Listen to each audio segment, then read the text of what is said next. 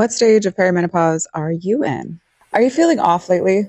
Fatigue, brain fog, irregular cycles, or sudden weight gain? You might be in perimenopause, but what stage are you in? Understanding where you are can help you take control of your health and make this transition smoother. Let's break it down. What is perimenopause?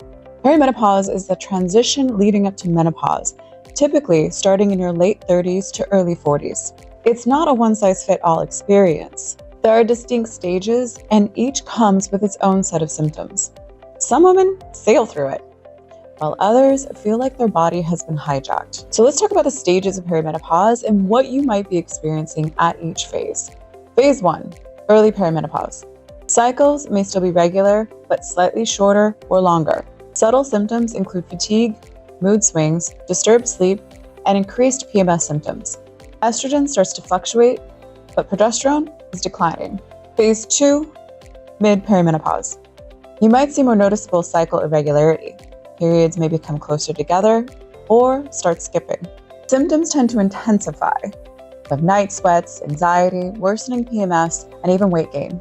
Labs may show more drastic hormonal shifts, especially lower progesterone. Stage 3, late perimenopause. Periods may be several months apart. Estrogen fluctuations are dramatic. Hot flashes, vaginal dryness, brain fog, and metabolic changes are common.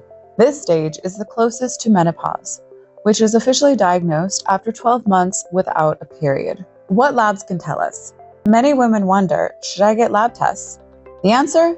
Yes. We look at estrogen, progesterone, FSH, LH, DHEA, testosterone, cortisol, thyroid function, and more. Pros of labs: we can confirm where you are in the transition, along with your symptoms. We can see underlying issues that might be contributing to your symptoms, and it also helps to guide treatment decisions.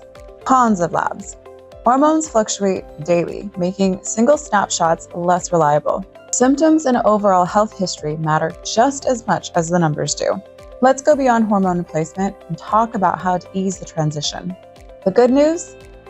You don't have to suffer through this. Address your nutrition, stabilizing blood sugar, optimizing protein, and adding key micronutrients like vitamin D. With exercise, we want to prioritize strength training and sprint interval training for muscle and metabolism. Lifestyle includes managing stress, prioritizing sleep, and supporting your adrenal function.